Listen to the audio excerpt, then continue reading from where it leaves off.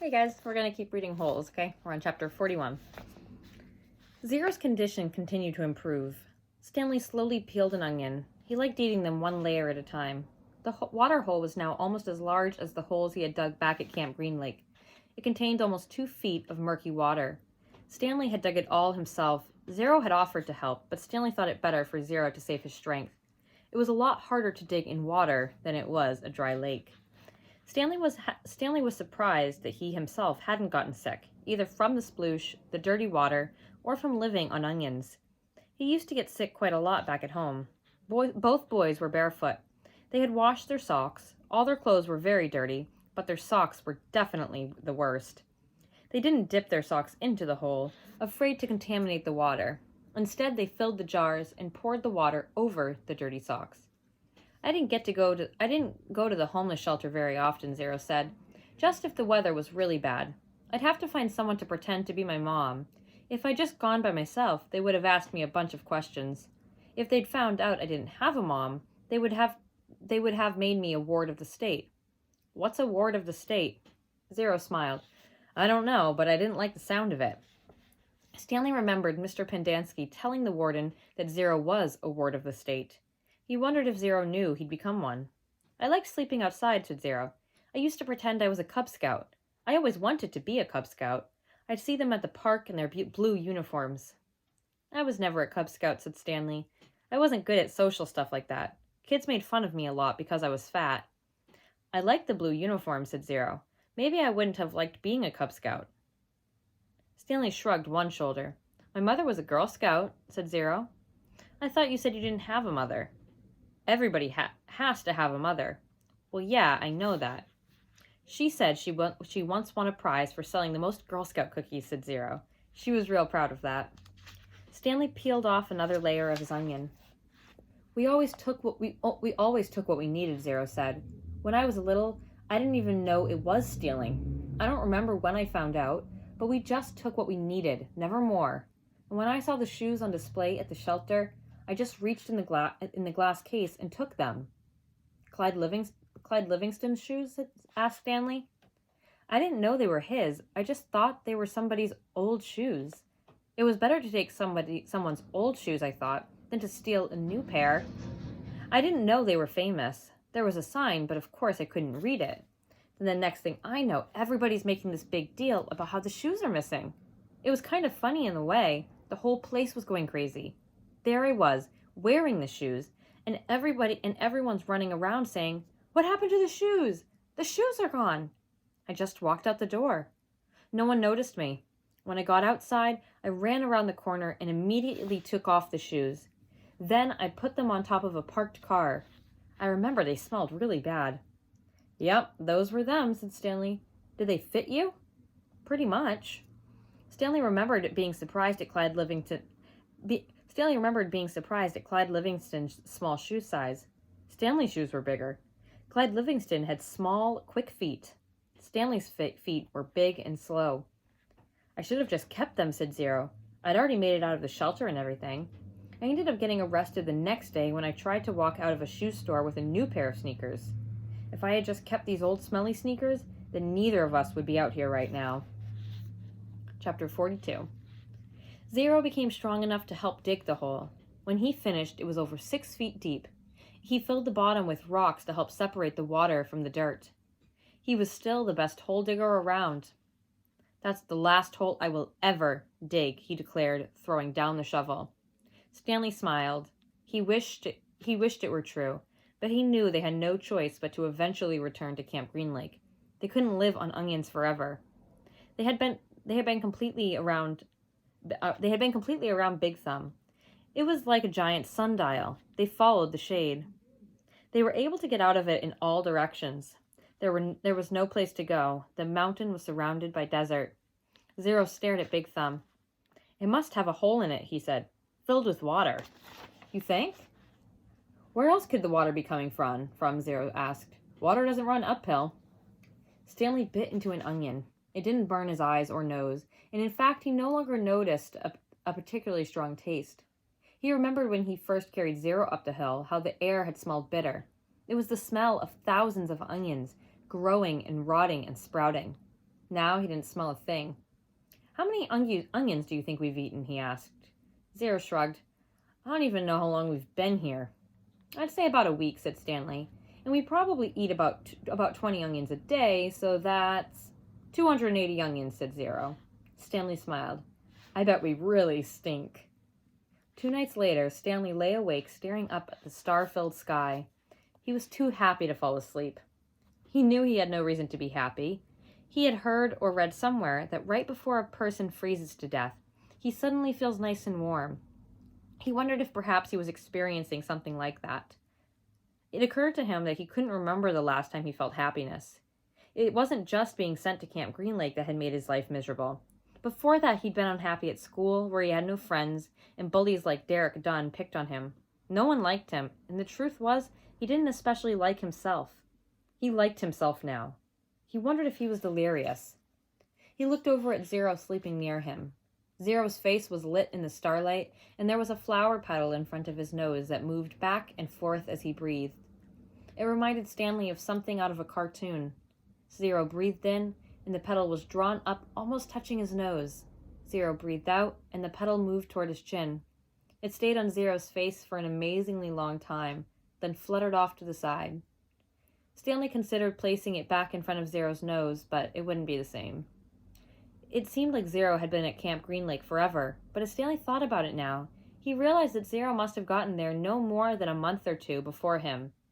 Zero was actually arrested a day later, but Stanley's trial kept getting delayed because of baseball. He remembered what Zero had said a few days before. If Zero had just kept those shoes, then neither of them would be here right now. As Stanley stared at the glittering night sky, he thought there was no place he would rather be. He was glad Zero put the shoes on the parked car. He was glad they fell from the overpass and hit him on the head. When the shoes first fell from the sky, he remembered thinking that destiny had struck him. Now he thought so again. It was more than a coincidence. It had to be destiny. Maybe they wouldn't have to return to Camp Green Lake, he thought. Maybe they could make it past the camp, then follow the dirt road back to civilization. They would fill the sack with onions and the 3 jars with water. They had his canteen as well. They could refill their jars and canteen at the camp. Maybe sneak into the kitchen and get some food. He doubted any camp counselors were still on guard. Everyone had to think they were dead. Buzzard food. It would mean living the rest of his life as a fugitive. The police would always be after him. At least he could call his parents and tell them he was still alive. But he couldn't go visit them, in case the police were watching the apartment. Although if everyone thought he was dead, they wouldn't bother to watch the apartment. He would have to somehow get a new identity. Now I'm really thinking crazy, he thought. He wondered if a crazy person wonders if he's crazy. But even as he thought this, an even crazier idea kept popping into his head. He knew it was too crazy to even consider. Still, if he was going to be a fugitive for the rest of his life, it would help to have some money, perhaps a treasure chest full of money. You're crazy, he told himself. Besides, just because you found a lipstick container with KB on it, that didn't mean there was a treasure buried there. It was crazy. It was all part of his crazy feeling of happiness. Or maybe it was destiny. He reached over and shook Zero's arm. "Hey, Zero," he whispered. "Huh?" Zero muttered. "Zero, wake up." "What?" Zero raised his head. "What is it?" "You want to dig one more hole?" Stanley asked him. Chapter 43. "We weren't always homeless," Zero said. "I remember a yellow room." "How old were you when you—" Stanley started to ask, but he couldn't find the right words. "Moved out?" "I don't know. I must have been real little because I don't remember too much. I don't remember moving out. I remember standing in a crib with my mother singing to me. She held my wrists and made my hands clap together. She used to sing that song to me, the one that you sang. It was different, though." Zero spoke slowly, as if searching his brain for memories and clues. "And then later I knew we lived on the street, but I don't know why we left the house. I'm pretty sure it was a house and not an apartment. I know my room was yellow." It was late afternoon. They were resting in the shadow of the thumb. They had spent the morning picking onions and putting them in the sack. It didn't take long, but long enough so that they had to wait another day before heading down the mountain. They wanted to leave at the first hint of daylight, so they'd have plenty of time to make it to Camp Green Lake before dark. Stanley wanted to be sure he could find the right hole. Then they would hide by it until everyone went to sleep. They would dig for as long as it seemed safe and not a second longer. And then, treasure or no treasure, they'd head up the dirt road. If it was absolutely safe, they'd try to steal some food and water from the camp kitchen. "I'm good at sneaking in and out of places," Zero had said. "Remember," Stanley had warned, "the door to the rec room squeaks." Now he lay on his back, trying to save his strength for the long days ahead. He wondered what happened to Zero's parents, but didn't ask. Zero didn't like answering questions. It was better to just let him talk when he felt like it. Stanley thought about his own parents. In her last letter, his mom was worried that they might be evicted from their apartment because of the smell of burning sneakers. They could easily become homeless as well. Again, he wondered if they'd been told that he ran away from camp. Were they told that he was dead? Again, he wondered if they'd been... An image appeared in his head of his parents hugging each other and crying. He tried not to think about it. Instead, he tried to recapture the feelings he had had the night before, the inexplicable feeling of happiness, the sense of destiny. But those feelings didn't return. The next morning, they headed down the mountain, and they ducked their caps in the waterhole before putting them on their heads. Zero held the shovel, and Stanley carried the sack, which was crammed with onions and 3 jars of water. They left the pieces of broken jar on the mountain. "This is where I found the shovel," Stanley said, pointing out a patch of weeds. Zero turned and looked up toward the mountain. "That's a long way." "You were light," Stanley said. You'd already thrown up everything that was inside your stomach." He shifted the sack from one shoulder to the other. It was heavy. He stepped on a loose rock, slipped, then fell hard. The next thing he knew, he was sliding down the steep side of the mountain. He dropped the sack, and the onions spilled around him. He slid into a patch of weeds and grabbed onto a thorny vine. The vine ripped out of the earth and slowed him enough so that he was able to stop himself. "Are you all right?" Zero asked from above. Stanley groaned as he pulled out a thorn out of his palm of his hand. "Yeah," he said. He was all right. He was worried more about the jars of water. Zero climbed down after him, retrieving the sack along the way. Stanley pulled some thorns out of his pant leg. The jars hadn't broken.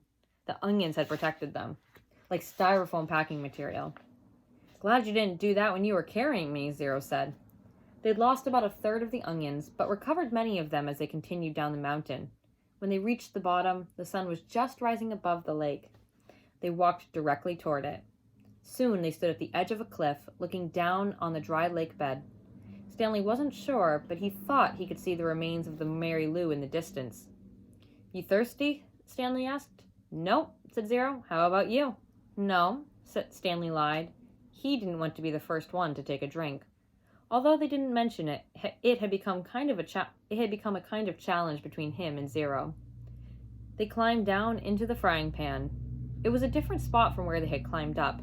They eased themselves down onto from one ledge to another, and let themselves slide in other places, being especially careful with the sack. Stanley could no longer see the Mary Lou, but headed in what he thought was the right direction. As the sun rose, so did the familiar haze of heat and dirt. "You thirsty?" Zero asked. "Nope," said Stanley. "Because you have 3 full jars of water," said Zero. "I thought maybe it was getting too heavy for you. If you drink some, it will lighten your load." "I'm not thirsty," said Stanley. "But if you want a drink, I'll give you some." "I'm not thirsty," said Zero. I was just worried about you." Stanley smiled. "I'm a camel," he said.